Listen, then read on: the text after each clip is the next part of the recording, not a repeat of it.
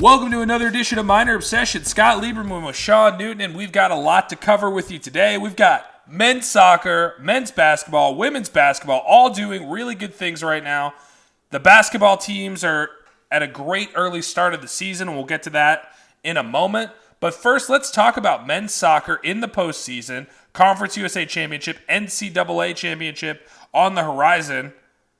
Sean, our resident soccer expert. It was exciting. Conference USA has some really good soccer teams. It's interesting when you're in a conference tournament and fighting for your life, trying to get that conference title, and you're stuck playing for the first round, even though you have a first round bye. Your first game is against number 23 in the country, FIU. That's tough to do. Had a great W, 1-0 over them. It was an exciting game. Obviously, like most of the games the Niners have played this year, super close. The difference was 1 goal. The equalizer never came for FIU. Finished in regulation there. And then Marshall, right after you get done with number 23 in the country, you got to go face number 13 in the country for the conference title. Another really exciting game, close game. A lot of shots, honestly. Early on, a lot of big, strong shots for the Niners, but they went straight towards the goalkeeper. For Marshall, he handled them easy. I honestly thought with the strength of shots we were getting, they were good on-goal shots. I thought something was going to fall for us along the way. We had one opportunity to find the back of the net that got called off for offsides, which was pretty disappointing. I questioned it. It's tough with college soccer. You don't get a ton of good angles on the camera and things like that. I wasn't so sure it was offsides, but nonetheless, it stayed 0-0 the entire game. Pretty even once the second half got rolling. Marshall kind of got their shots up and evened things out for the game in terms of shots. And Elliot Panico doing what he does best, staying calm under pressure, keeping all the balls out of the net, and we went into the end of regulation tied 0-0, nail-biter. Cut to first overtime, nobody scores. Cut to second overtime, very early on, within the first couple minutes of the second overtime, Marshall gets a corner kick and redirects, little low ball that kind of bounces off Panico's legs and into the goal. So, disappointing finish for the Niners. It was a really hard-fought battle, really exciting to watch. I love that some of the late-season games are on ESPN Plus so that fans get a chance to watch without having to drive out to games and can really keep up with the action. But now we got to get over this defeat. It was a 17 seed versus 13 seed in the country playing for the Conference USA Championship and fell just short. And now we've got the NCAA tournament coming up. Don't quite know where our seeds are yet. The selection show is on Monday, November 18th at 1 p.m. Eastern, which is after we've recorded this podcast. So can't really tell you what we're doing, but I do know that, Scott, you're looking for a long run in the postseason, right? Trying to get back to that, was it 2011 push for the College Cup that we had? Yeah, and what's really nice about that, is I'm going to steal your thunder, is we don't have to go to Alabama or Arkansas, wherever that was. It's right in Cary, North Carolina. So if we do make the College Cup, everyone should be coming to that. Googling stuff while I'm talking so you can steal my thunder. That was the exact next thing I was going to say. The one downside of losing to Marshall, I think, as I look towards the selection show, is top 16 seeds in the tournament get a home game. I think we're going to fall just shy of that. I think we're going to stick around the 17, 18 seed type thing with our loss not finishing out. We'll see. But, with the guaranteed bid system for winning conference championships, things like that, I feel like we're going to fall just short and not have a home game. But fingers crossed, we might get a first-round home game. So if we do, be sure you come out and support, and we'll obviously have coverage along the way there. Don't know if you have the dates handy, Scott. Looks like the tournament starts on November 21st, and then the College Cup is like the December 13th to the 15th. Yep. So, moral of the story is, fell just short in the conference tournament, but more exciting soccer on the way, so be sure you keep up. Absolutely, and hopefully our men's football team gets a big win over Marshall to get a little redemption for the soccer team this Saturday. That would be real Cheap nice. plug. We had more fouls. They had a ton of yellow cards, though. I was not liking what they were putting down in the field. I'll just say that. Fair enough. So moving on, what do you want to talk about? Do you want to talk about women's basketball or men's basketball? Because they're both exciting to talk about. There's no downside here. They are. Let's do women's. Let's give them their due. They got undefeated 4-0. Big in-state wins over the weekend that were, I guess both teams had big in-state wins over the weekend, but the women, a little bit more impressive. They were on the road.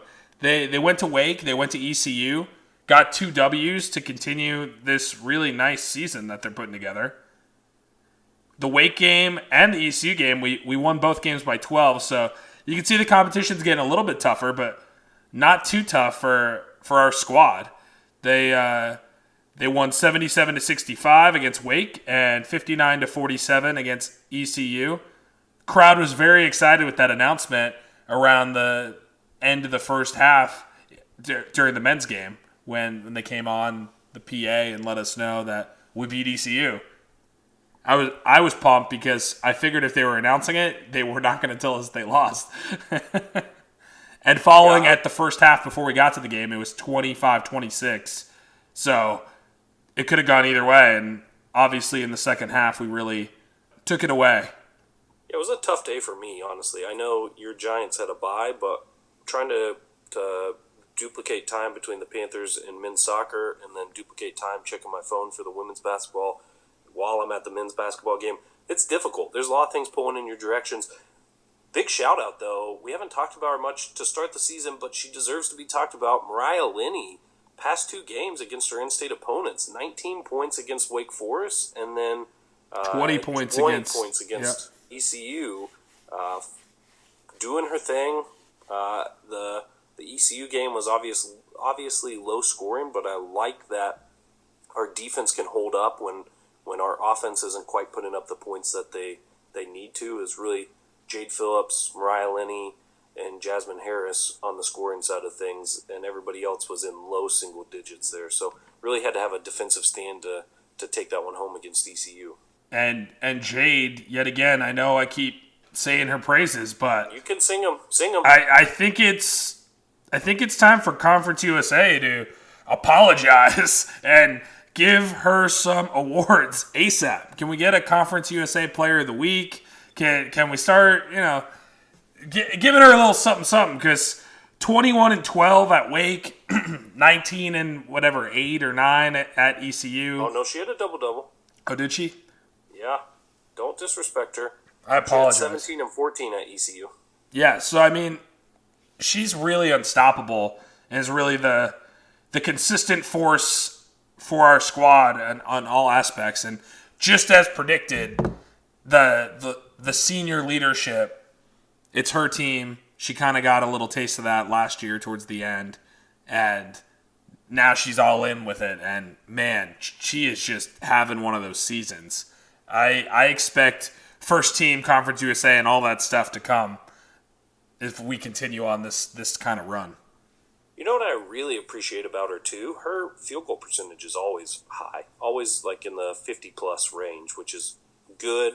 No, you're not wasting possessions with bad shots.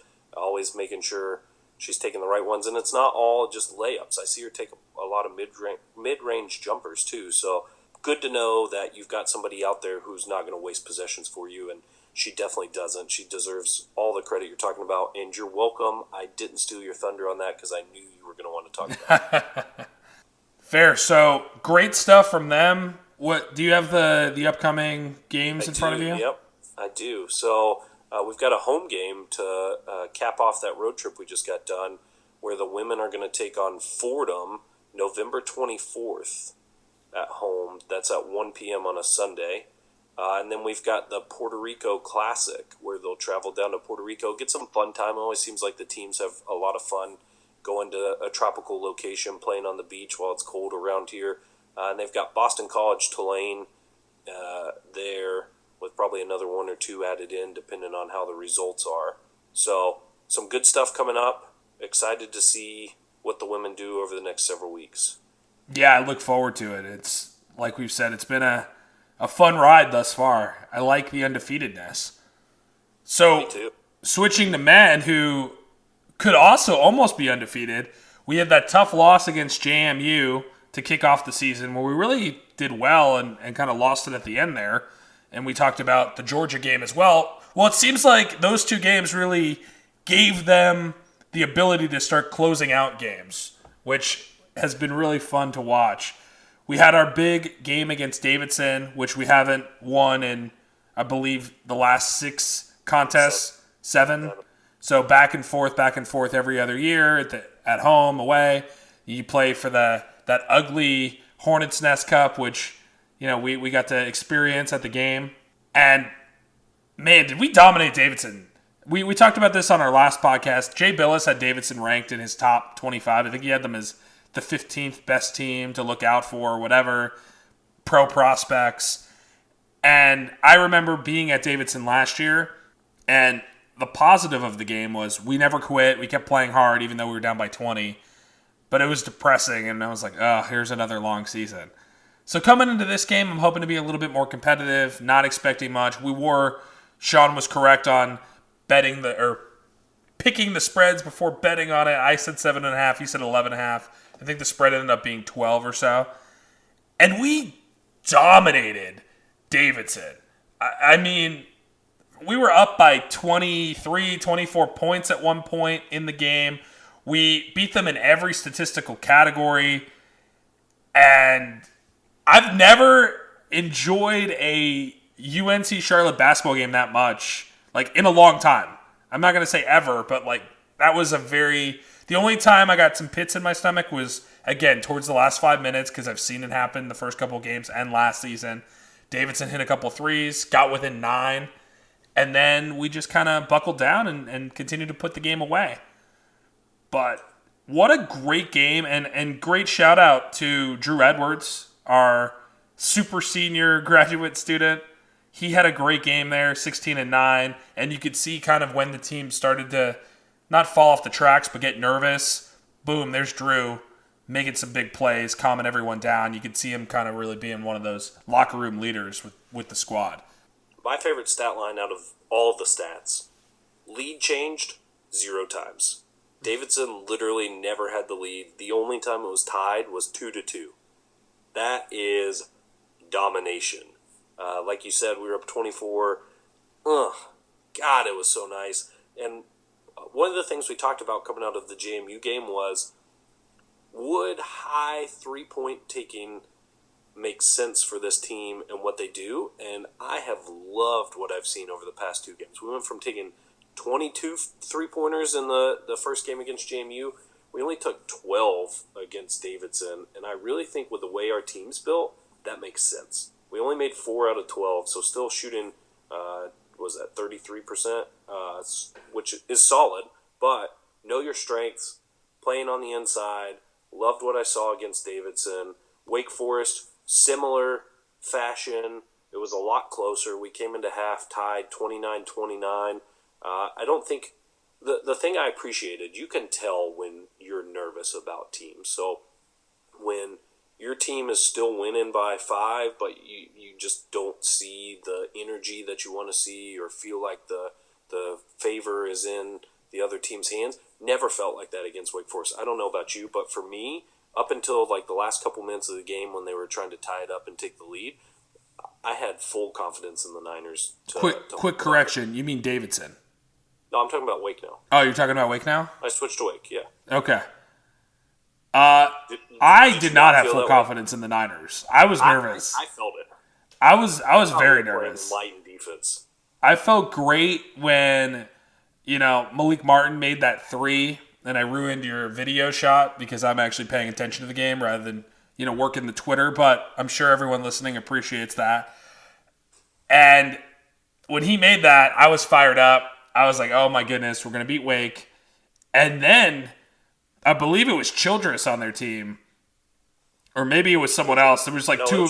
Was it Childress? Just fire in his veins, just draining a tray right at the top of the key from NBA range. And kind of quieted the crowd. We called a timeout. We tried to get something, didn't go in. Overtime. But Yeah, I was nervous. I think overtime I felt a lot more confident. Again, like you said with the defense, but I was pretty nervous those last couple of minutes. Again, we're really starting to show the maturity of the squad, learning how to close out these late games. But that was a fun game. It was cool to see Adrian back, and he looked good at the beginning, but towards the end, I think we kind of shut him down to a degree. I think John Davis would be happy with the outcome of this game.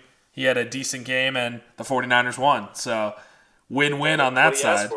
Yeah. So that makes the men and women 4-0 against in-state teams, or big in-state rivals to a degree so far this year. Yeah, obviously 5-0 if you count Gardner-Webb. Yeah, 5-0 if you count Gardner-Webb, but we kind of beat Gardner-Webb in everything, so it's hard to count. Yeah, for the Wake game too, 12 three-pointers taken again. I feel like that's kind of our sweet spot there. We made one more there, 5.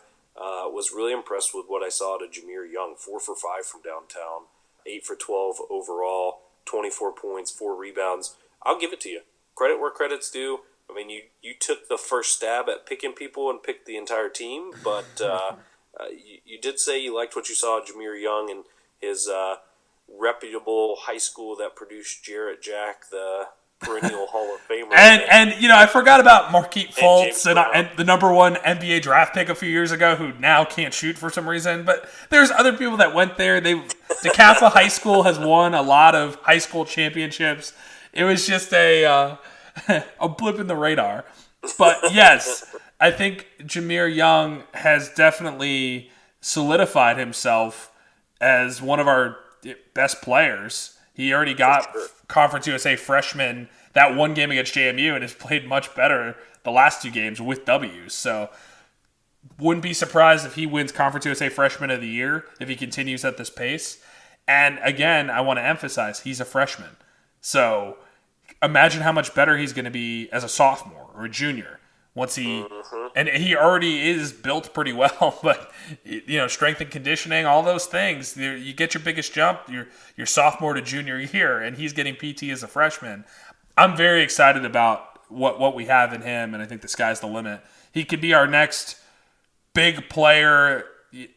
Like, I don't want to overstate it. It's only been a couple games, but he beat Davidson. Why can't he be Lee Meyer Gold Wire or even better, Yeah, I'm in for that. I think the other big things I saw early on in the season that have been, you can tell Sanchez is a coach. He is a coach. Several things I saw.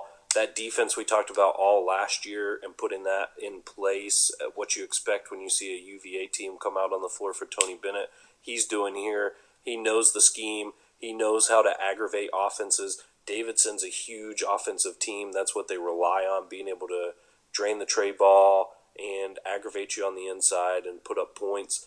They weren't able to do that against us. We aggravated them early with the defense. And then the other big thing I saw is on offense. I was telling you last night when we left the game, I don't think, and granted it's been a while since a Bobby Lutz team's been on the floor, and this is not against Bobby Lutz at all because I love him and thought he was a great coach. But even going back to our glory days in the late 90s, I don't think I remember seeing a team that coordinated offense the way you see some of the top premier teams in the country coordinate. We spread out the floor. We had all of our players outside of the three-point line, leaving the paint wide open. That left room for so many good cuts. And then more importantly, we had people who could make the passes to finish those and get points in the paint, create our shots, not have to take a ton of threes. And that, to me, is the sign of a really good coach team. If you can get that down and figure out that spread offense where you've got everybody outside on the perimeter and get one person cutting in, flashing, creating opportunities, a lot of people try and mimic it, but there's only a handful of really good coaches that make that offense work as well as I was seeing it work for us against Wake Forest. So I've got high hopes for the rest of the season the way we've shown so far. Yeah, and one other thing I'd call out, which is more of an ad hoc situation, but during the Wake game, there was a lot of calls on one end and not on the other, I would say, certain physicalities. And you could tell after one, Malik Martin was pretty frustrated. and Sanchez kind of pulled him close, gave him like a couple words, and you could just tell Malik went from like really high and angry and maybe do something reckless to I'm cool. I'm going to get back to the playbook. And, little things like that I like to see too, because I remember we used to talk about, Coach Major and how he'd call timeouts and then huddle with the coaches and then not necessarily get to coach the team. So I really enjoyed that moment as well. Just one other standout. One other person I want to call out that we haven't talked about, and I know he's probably one you would have said, you might have just forgot about him. How about Bamba? The senior, or again, the super senior per se, graduate student. He had to do a lot in the game. Big guy, lots of minutes, and really came up clutch, especially in OT. That big dunk that kind of solidified the win. He had 9 and 7 and really was pestering 30 on Wake Forest, who was the big man, really got in his way to give Drew Edwards and Young and others an opportunity to strip him, which seemed to happen on a lot of possessions. I'm going to create a graphic for this. Conference USA Thunder Stealer of the Week. Because literally everything I'm about to say, you get onto. So my final point on the men's team and where I see them going was going to be that if I have one fear for the season, it's how do we get more help on the inside? Because we saw Supeka, no knock on him. He's great. He actually has a really good turnaround move that he's worked on. He plays strong on the inside when he can, but he's 6'9". It's hard when you're oversized by 4 or 5 inches to really play that strong, and we saw that against Wake. Last year and the year before, we saw it when John Collins was on Wake's team, and he just dominated us on the inside, and we had no answer. Now we have Bamba around, but Supeka got into foul trouble early and couldn't touch the floor a lot. And so we really didn't have anybody who could step in and give Bamba a rest while still holding down the inside. So if there's one thing that I see that is a potential pitfall or thing to watch, it's how do we hold down the inside if Supeka or Bamba get into foul trouble, and who's that next man up? Because we saw Luka try, but obviously he is, in general, his game is being on the outside too. So Andy had to miss all last season, so he's definitely not in the same type of form you would expect somebody who got to play and build and grow like Supeka did. So that's the thing. But during that, I was going to say how much I loved Bamba. That, man, Amadou doing it for me. I like that. I don't know if they're going to redshirt him or if there's opportunity to play, but like I said when I saw the Georgia game, I called out freshman Anzac Rossetto from New Zealand. He's huge. He's athletic. He seems to fit the mold of everything you're asking for. Maybe he'll get some PT further down the line in some future games. We'll see. It'd be interesting to know what that threshold is. Is there something Sanchez is looking for in practice before he lets him touch the floor? Yeah. Or is there a moment of desperation where, we tried everything else. Let's see what this does. And yeah. I think if he gets a chance, he seems like your type of player, Sean. You like a big physical guy that's going to block and get big dunks on the offensive end and hit good screens and be in all the action. Yep. That's why I love what we're doing with Bamba. We bring him up to the top of the key, hand the ball off to him, let him look for a cut or do a little pick and roll action, get a option inside for himself, and it seemed to work really well. I didn't think Wake's defense had an answer for us all game.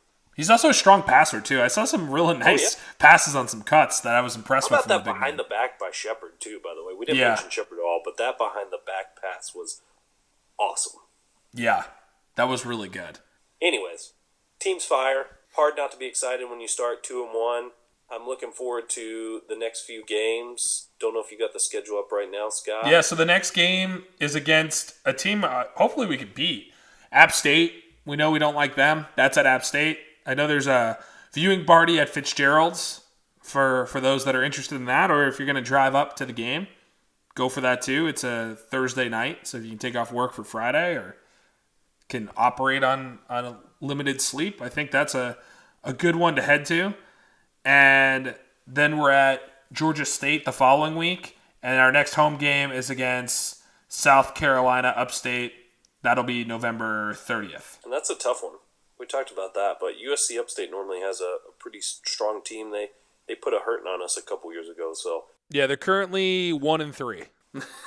they'll surprise you. They get a bunch of good recruits that don't get the big time offers and choose to go there for the style of play they have. Well, we'll see how they do. Anyway, lots of good stuff. Sports are getting fun. We'll have a preview for the football game coming up later this week. Big game against Marshall. 2 games left of the season. Hopefully 3 games left of the season because we're going bowling. Anything else from you, Sean? No, I am just jacked up about the basketball we're seeing on the floor from both the women and the men. We're a basketball school. We love supporting football now and want to make it to our first bowl game, but I also want to see us get back to the glory days. I think Coach Consuegra's got the women firing on all cylinders, and Coach Sanchez and team have the men firing on close to all cylinders and have even room to go up some with the play we've seen. So, Yeah. 2 thumbs up for me. And shout out to Coach Healy showing up for both basketball games this week. I know. You got to love the Bring support Eli. of the coaches. Shout out to Eli for coming. I mean, I want to take my kid to some basketball games, but I don't know if he's going to be as good as Eli sitting through the games and actually cheering. Yeah. Well, good stuff from them. Love everything that's happening with all our coaches. And we look forward to postseason in all sports. With that said, remember, wear green. And go Niners.